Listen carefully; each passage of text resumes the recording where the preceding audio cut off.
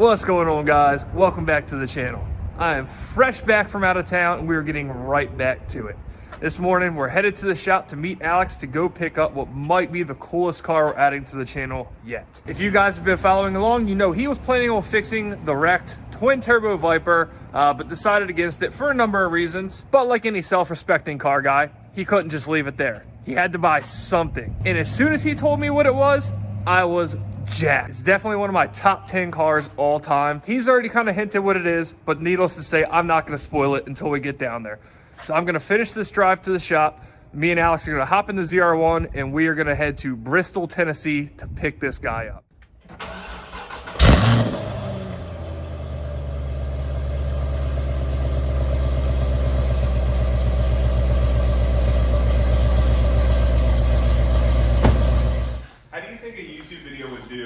My addicted life, I have to buy Yetis. Pretty good. I'm sure somebody already has the hold on that though. My strange addiction. I mean, every Yeti that comes available. I don't know if is that too much? Yeah. Not enough? That's not enough. You ready to tell them what it is yet? I'll tell them this won't fit on it. That won't? These won't fit on it. Okay. Why not? Those won't fit on it. Too wide? Those won't fit on it. I mean, we can make those fit. Sorry, let me point at that a little harder. Yeah. Those, we can make them fit. You see the ice. Yeah. I'll tell them something in this showroom will fit it. The BBS. Nope. I mean, I guess you could put an outside in it. Hey, it'll take a real cool person to do that, not give up on it. That's true. Might be a lot of work. You ready to hit the road? Yes, It is. let's roll. All right, we got a couple hours till light, so I'll see you, we'll probably be in Virginia.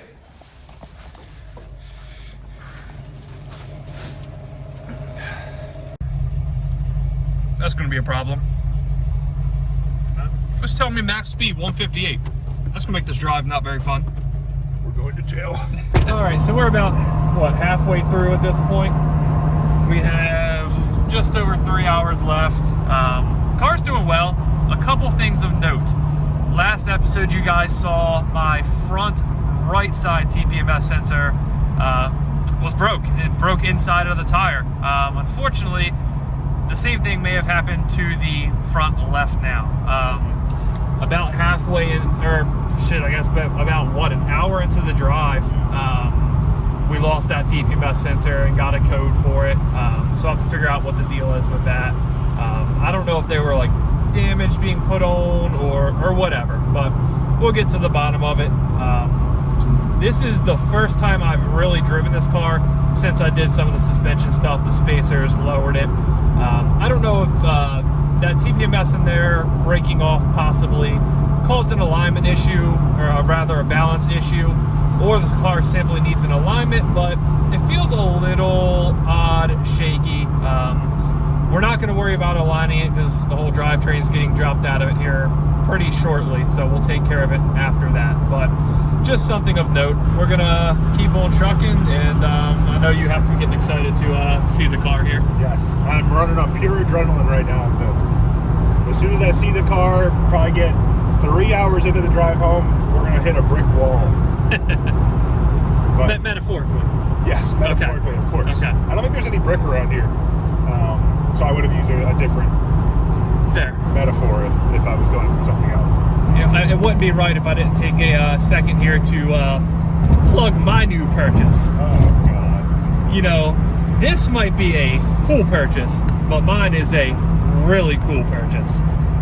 If you follow Scrap Life Instagram, or you follow Chris Rudnick or Ricer Miata on Instagram or YouTube, you already know what it is, but I'm sure plenty of you do not. What do I even call it? Yeah, what do I even call it at this point? It is a car, but technically a car, yeah. I mean, it's a half a car though, because it doesn't have a top. Yeah. So it's a disaster. I bought it in a pure moment of weakness and stupidity, but stupidity is the greatest thing you've done. It's hard to tell. I'll let you guys be the judge. We are going to have a blast, but you don't have to drive the thing back in the middle of winter, so there's that. Do you know what size tires are? Is that like 33s? He said Said it's on 31s. 31s? Yeah. So I'm sure you guys are real excited to see this truck. Yeah. Hell yeah, brother. Got a new truck on 31. So I don't know anything about these, but I know you BMW guys love your wagons. You have to let me know if this is something special, because I have no idea. Paint kind of looks like Dalt's FD, but That's better. that's true. So my last episode was pretty much all about fitment and stance, but this dude definitely has me beat. What are those 15s? 13s with the clean though. Yeah. Yeah, this might be the coolest thing we've seen on the trip so far. This is way cooler than what you're Look buying. at the camper. Yeah. That's a big camper behind that thing. A dually van with all that gear on top. I think it's stout. Yeah, that thing is sick. I think the dually one, or I'm sorry, I can't stop talking about the dualiness. I think the diesel ones are actually on truck chassis, Huh. and they actually have a decent amount of cooling capacity. That was a 350 too, so I wonder if you like swap the dually axle or something like that under it to make it so it would tow better. That's interesting. Sounds like I need to hop on Facebook Marketplace and look for my next purchase. Well, imagine if you got that and towed the new truck home. That's true. To the trailer with that thing. That would be the best. I mean, yeah, it would be. If you towed the new car with that thing, I mean, they basically are like go hand in hand. They kind of do. Yeah. So if any of you guys have a dually van for sale and can get it to me by next week, let me know in the comments. Call the shop, get a hold of me because I'm buying it. Yep. Yeah, she still looks clean. Well, pretty good though. Yeah. Yeah, not bad at all. All right, fill her out, boss. I'm going inside. Truck stop shirts are on another level. This thing's pretty dope, though. Would have to go cash in a 20 and do a little gamble like a true degenerate. Alex was nice enough to park me right over here after he filled it up, and I'm not saying that I would get along with this guy, but he obviously knows how to party. Hey, I just want to throw this out there. Check out the gas price. Hey, $3.91, baby. Yeah. That's 60 cents cheaper. Where the hell are we at? I don't know. Some bum Virginia? Yeah, somewhere in the bottom corner of Virginia. I think we're like 30 or 40 miles out of Tennessee. All right, you ready to keep trucking? Let's roll.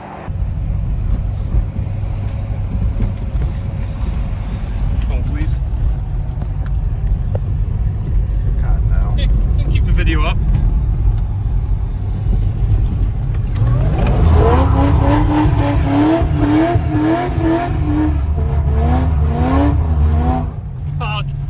With that, it won't let me turn active handling off, so it started. I was gonna say, I felt it catching. A little funky. Yeah.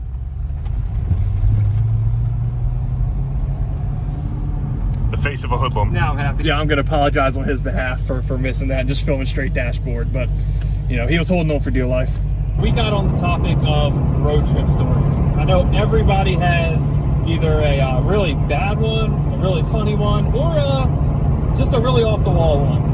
So I'm gonna hit you with mine, he's gonna hit you with his, and then we need you to put in the comments yours. So both of mine involve being young and driving to Florida. I think that can probably be said for a lot of people. First one was probably 2011, maybe 2012. So I was 21, 22 years old. I had bought a bone stock automatic anthracite Supra for $15,000, which nowadays that's, yeah, exactly.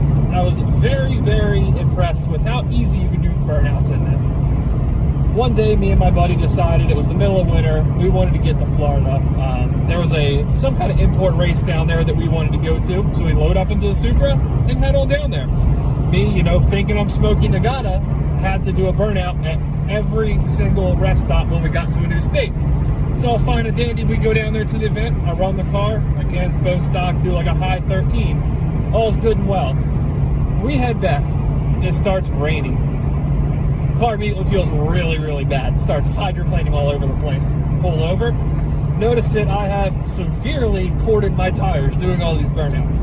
So we have to drive about 20 miles an hour, flashes on the highway, in the middle of what I think was either northern Florida or Georgia, to a tire shop. It was a very odd place. There were rabbits hopping around. The guy said it was this, like, shop rabbits. I don't know what the deal was. we got the tire fixed with some oddball. I think they were almost like truck tires, just absolute wrong tires, but we needed to get home. We got it fixed. We got home. I ripped those tires off and replaced them, and all was well. Second one, again in Florida, this time even younger. I was building my RX-7, was doing a 2JZ in it. I thought it was the coolest thing ever. I had no truck, so I decide, take some measurements, have the guy I'm buying the engine off of, take some measurements of the motor. Yeah, man, this will fit in the back of my Integra. So we, me and my girlfriend at the time, my wife now, head on down to Florida, South Florida specifically. We get there, I, pop the hatch off, we drop this motor in, it does fit. The hatch doesn't close. I will drop a picture, which I think I still have, right up there. Or no, hold on, right up there, we'll cover his face with it. It was great. I'm sure you guys are familiar with those small reflectors in the middle of the highway. I had an HKS exhaust on this Integra. It was so low to the ground that when I would change lanes, it would hit those things. So I make it about 10 miles away from the guy's house, make a U-turn, go right back. I'm like, dude, I need to use your hand tools to pull my exhaust off. I proceeded to drive 16 and a half hours home with the hatch open, strapped down, with an engine in the back, open header. So it was about as annoying as you think. I do have a video of me doing a burnout in that Supra that I mentioned earlier, which was about 5 minutes after I bought it. I pulled in the closest parking lot and lit them up, so I'll post that real quick.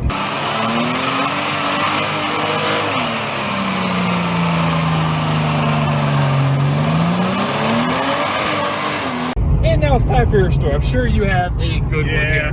Mine's not quite as eventful. This was like 2000 and I guess like 11, maybe 2012. It was when I turned 21. I got the bright idea that I wanted to buy my first C6Z. So I went and bought one out of Raleigh, North Carolina. My girlfriend at the time, who's now my wife, decided she was going to fly down with me. We left Baltimore, and I spent every single dollar that I had on that car to buy it. When we flew out of Baltimore, I didn't have money in my checking account. I didn't have money in my savings account. I had every dollar wrapped up in that car, to the point that I had to ask my dad for $50 in case I needed to get more gas. Just being young, dumb, and stupid, and thinking, oh man, I can buy a C6Z because I have a decent job and I lived at home at the time, and spent $42-some thousand at the time on this car. That was a horrible decision. I kept the car for like 6 months because I very quickly realized that I could not afford that car.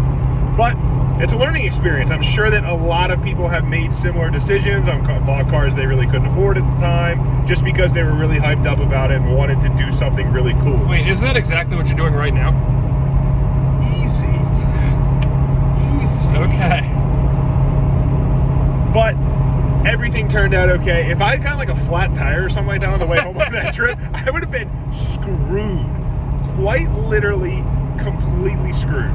Knowing it now, I was driving an LS7 with a cam on stock heads. It could have dropped a valve at any point, and I would have walked home. I would have had to have claimed insurance on a car that I just bought and walked the hell home, because not only did I not have $500 for a tire if it blew, but I definitely didn't have $10,000 for a motor. That was a stupid one. But that car was fun. Really fun. Well, again, I think everybody has a story like this, so give us yours in the comments. Yeah, these guys definitely had way more fun than we did today. Either that, or they are on their way to have way more fun than we are today.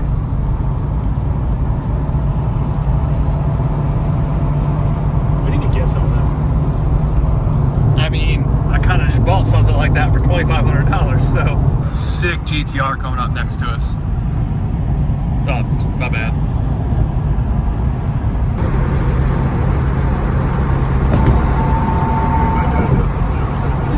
That's my first time seeing Bristol, so that's pretty cool.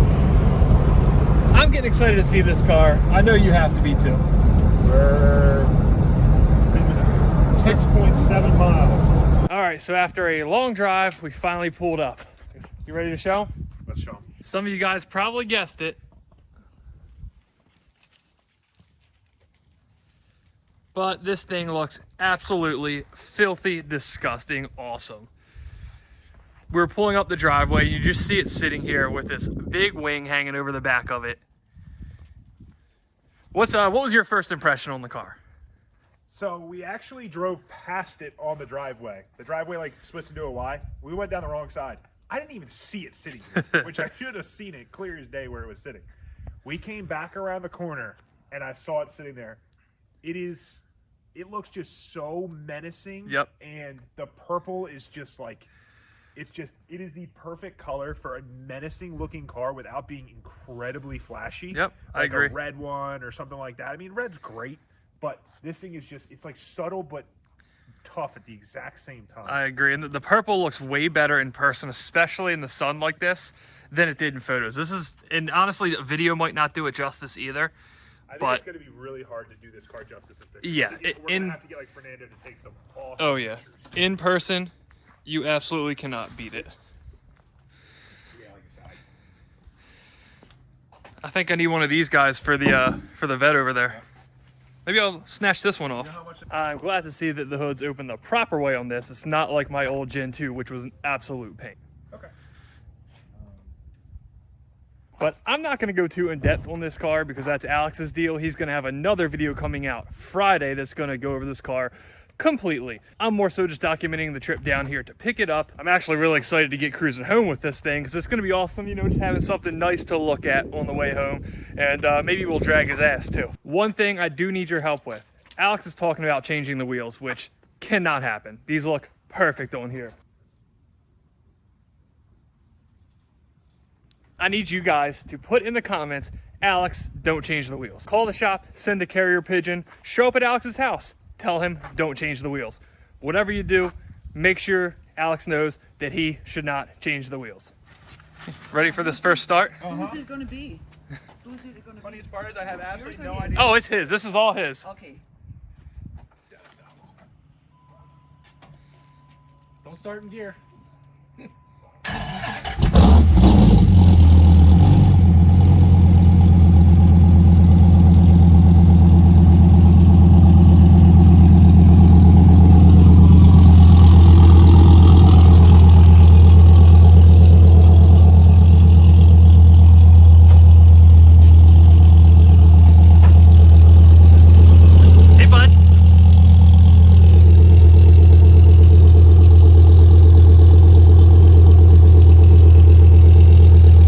Rigged up in there? Oh, I gotta set my Bluetooth up real quick. Oh yeah, show us your new head unit. You're doing the same thing I did, right? Yeah, we're gonna change it out real quick here. Yeah, this is just like, you guys saw me put a head unit in the ZR1 at the dealership. This is pretty much the same thing, right? All That I gotta thing do is plug it right in a fancy. cigarette lighter.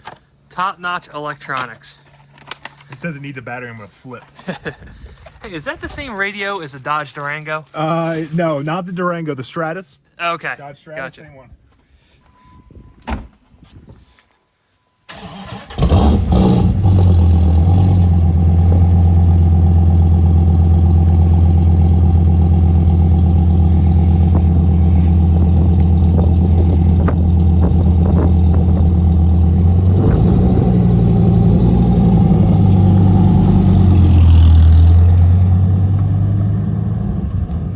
And that's that. He has the Viper. We are getting back on the road. Oh, Subaru guy behind you definitely wants it.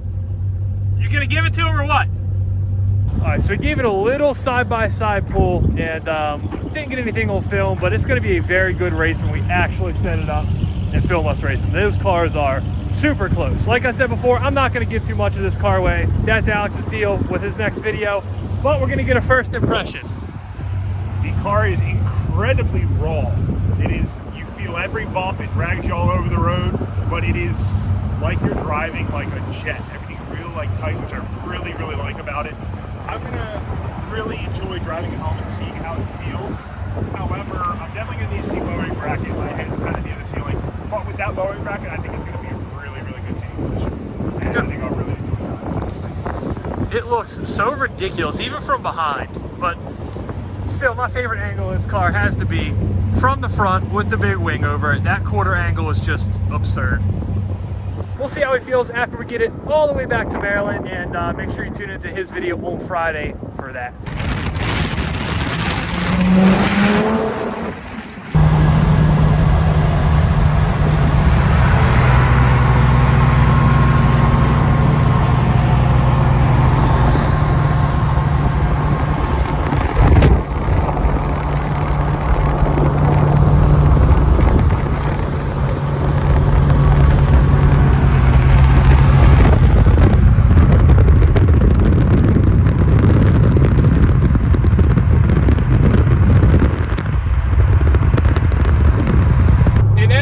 Traffic here. We are about out of daylight, so I'm going to go ahead and leave this video here.